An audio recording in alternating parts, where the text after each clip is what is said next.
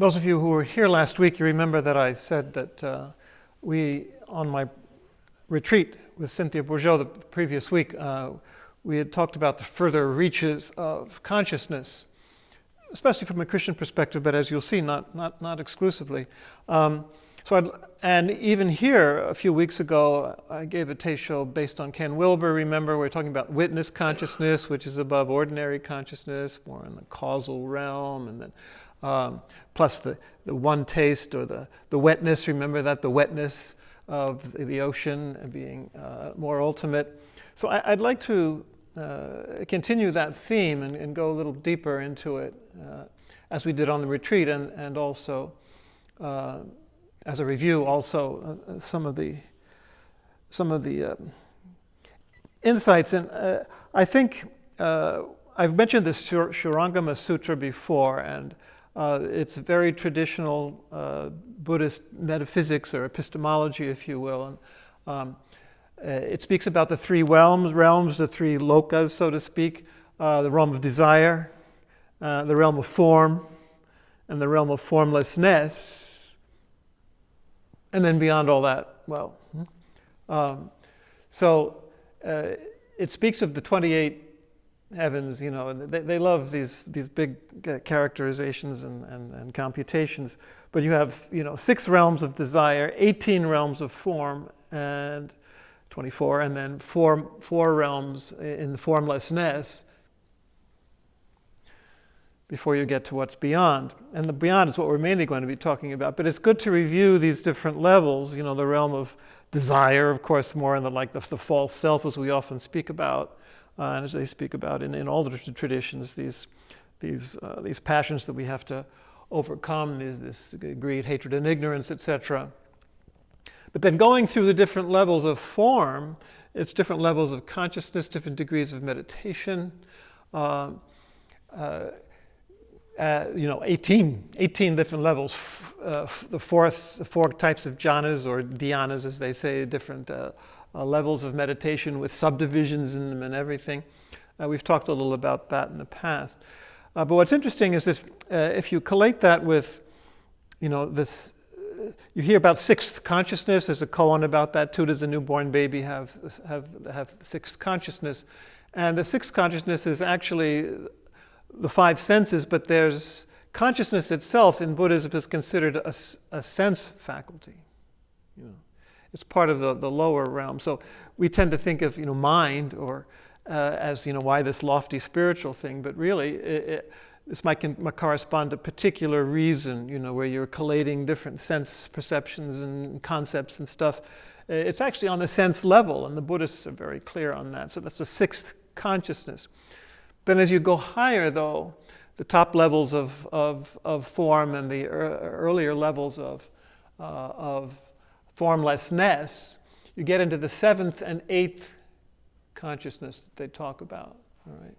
And the 7th consciousness they call manas, which is individuating consciousness, but beyond your normal level of self-awareness and consciousness and concepts than that 6th level that we were talking about a minute ago. So this is a higher level of meditation. You're entering into the formless realm, the witness realm that we were talking about earlier, the causal realm, these higher levels, those 4 levels of formlessness. And according to the Shurangama Sutra, when you get to the 2 highest levels of formlessness, you have the 7th consciousness, which is individuating consciousness, kind of peeling away, at least in halves. And then finally, with the storehouse consciousness, the alaya vijnana, as it's called, which is, well, it's hard to imagine because you can't imagine it. It's almost beyond individuating consciousness, but it's still a consciousness, formless though it be. But they're all part of what has to pass. So beyond all that, in Buddhist terms, is nirvana, really. Mm-hmm. So it's interesting that even in the higher levels of consciousness and formlessness, it's still not the ultimate. And this is what we are exploring on the retreat as well, also in Christian terms. I was thinking that Advaita, non-duality, I would put I think, at the highest level, the farthest reaches of the formlessness, but not yet beyond that. Almost as if you have the higher levels of what you call in Christian terms, unitive consciousness or mystical marriage. You know, like in a regular marriage, you're not two and you're not one, right? I often give marriage homilies with that theme, you know, at actual marriages. Because you're not two and you're not one. Also in the mystical marriage, you're not two, you're not one. You're oneness, but yet advaita, not two, but not one yet. So it's that really high level, but beyond. You know, and in Christian terms, when we mentioned this in the retreat, you know, people say, well, if that's the highest you can go in Christianity, I mean, anything else is, you know, a whole other thing. And that's not true anymore in Christian practices we're discovering. People say, well, John of the Cross had that as the highest. And as we pointed out, well, he died when he was 49. So what do you do? Yeah, I mean, how much further might he have gone, you know, in 20, 30 years more than that? Huh? It's a good point, you know. Especially when you see the testimony coming together now in centering prayer, but also, you know, in the Buddhist metaphysics of what is beyond. So what is beyond? Well, the no self. That sounds like something we've already encountered, but this is the really highest possible level of no self. There's a famous or not so famous Christian writer called Bernadette Roberts in the 90s who published a couple of books called The Path to No Self or The Journey to No Self. And she was adamantly Christian, but said, you know, this mystical marriage is not the last thing. The last thing is no self. And she was ferocious about that. So what was she talking about? No self. Well, I found, and I shared this with Cynthia earlier this week, that, you know, I found an image that comes through in a lot of the different traditions for this higher level. In the Kabbalah, the word, it's ayin, it means nothing.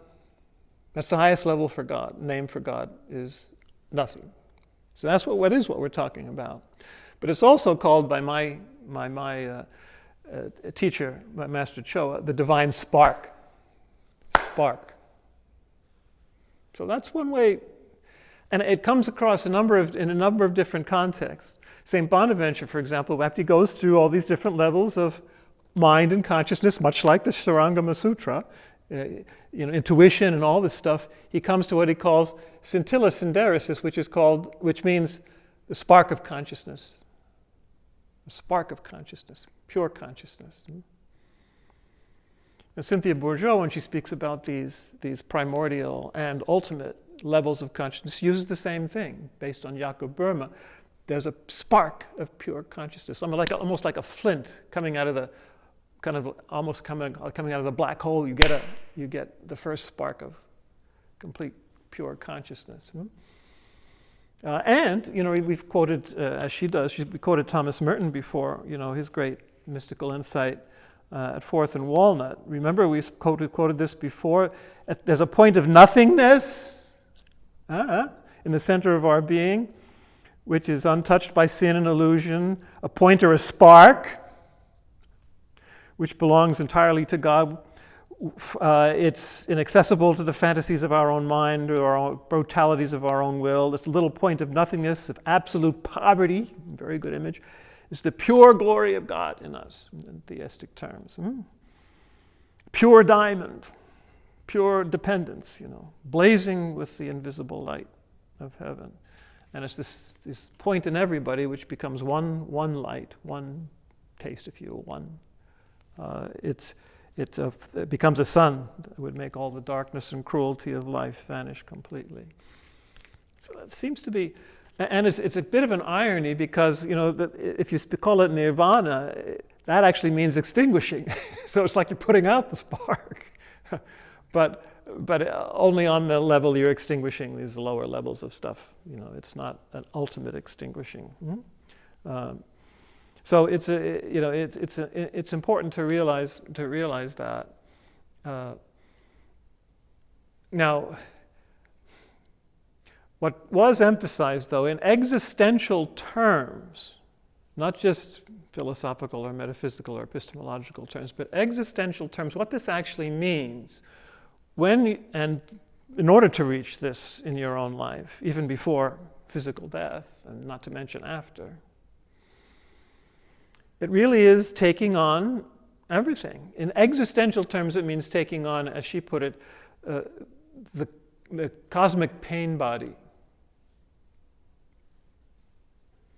So in other words, all the pain and all the suffering, kind of like Tonglen in Tibetan, all the pain and all the suffering of the world, you are it now. Huh? You are it. You're not, there's no self anymore. It's everything and everyone. Which of course is exactly what the bodhisattvas do, right? That's their whole mission, whether in this life or as they see it in the next life or whatever reincarnation, in order to take on the redemption, the well-being of all sentient beings. So it's taking on everything. Can you imagine what that feels like? And Cynthia was suggesting that's what Thomas Keating went through in his last couple of years. And he spoke very, very much in these terms. He says, in the end, the false self and the true self, when you get to this level, every self is a false self. Think about that. Your true self is a false self in the end, because it's a self. Wow. Right. So there's no self. That's the only true one. And that self is everyone and everything. It's taking on the joy too. It's a joy. It's a great laughter as well as a great weeping. Remember that great quote that I think is the most famous, the most profound one-liner that I've ever heard. There's only one sorrow and there's only one joy, and it's the same thing. That's what this is. So this is what we mean by Christ on the cross, taking on the sins of the whole world. This is exactly what we mean. Reaching that level of consciousness and compassion, and continuing with the resurrected body, as we would too, and beyond this life. But that's what it means actually. And to go through that's kind of those dark nights that John of the Cross did talk about, to let go so entirely of any self, or any God actually, because as long as you're objectifying or imagining or feeling God, then it's not the real thing. Wow. Interestingly enough, she actually brought up the ox herding pictures as a push in this direction. And I had an insight which I shared with the group, and it's worth what it's worth. But I think you can actually collate the ox herding pictures, the later ox herding pictures, with these levels that we're talking about now. Now, just a reminder, I've given teishos on the ox herding pictures before. Roshi Kennedy bases his book, Zen Gifts to Christians.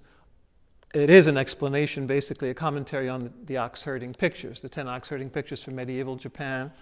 And you might recall, or not, that they're about the search for our true nature, our true self, under the image of a herdsman looking for his lost ox. Reminds me of Christ looking for the lost sheep, But that's we looking for ourselves, basically. So you go through and you realize the ox is lost, and you go searching for the ox, then you espy the ox, then you tame the ox, then you ride the ox. And these are the first ox herding pictures when you get more, closer to actually coinciding with your true nature. Well, when you get to the seventh picture, the ox disappears,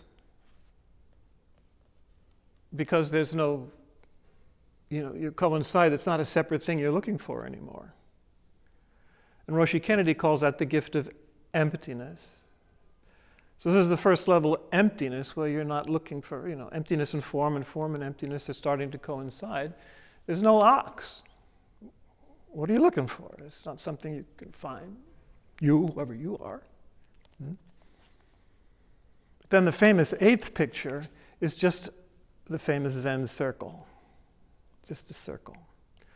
A black ink circle with white inside and all around it. And that's your Advaita. That's your non-duality, when you can't distinguish out anymore the emptiness of the form or the herdsman, anybody. It's all the absolute and the form are one. Roshi Kennedy calls this, so that's the complete disappearance of ox and herdsman as separate. They're not two anymore. But this is only the 8th picture, mind you. Yeah. So they're not separate anymore. And he says, it's the gift of understanding that there is no separate dwelling place for God. Like you're looking for God somewhere. And he calls this chapter No God. Thomas Keating speaks the same language. And he says it's kind of shocking if you can't go around preaching that in church or even on the street, It's not atheism. I mean, that's a whole different level. But it's definitely going beyond having a God separate. But that's only the 8th picture. That's the Advaita, which I just suggested was at the top of the formlessness, but not yet beyond. So what's beyond? Well, the 9th picture, who disappears? Roshi calls it No Self. It's the name of the chapter. And the herdsman disappears. There's just a landscape. So there's no ox and there's no herdsman. It's just reality. No self. So where are you? Disappeared. No more.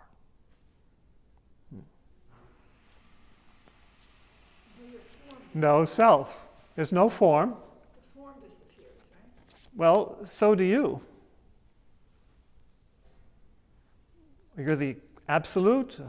Well, it's beyond the formlessness. Remember, even beyond the formlessness, it's beyond God, beyond self.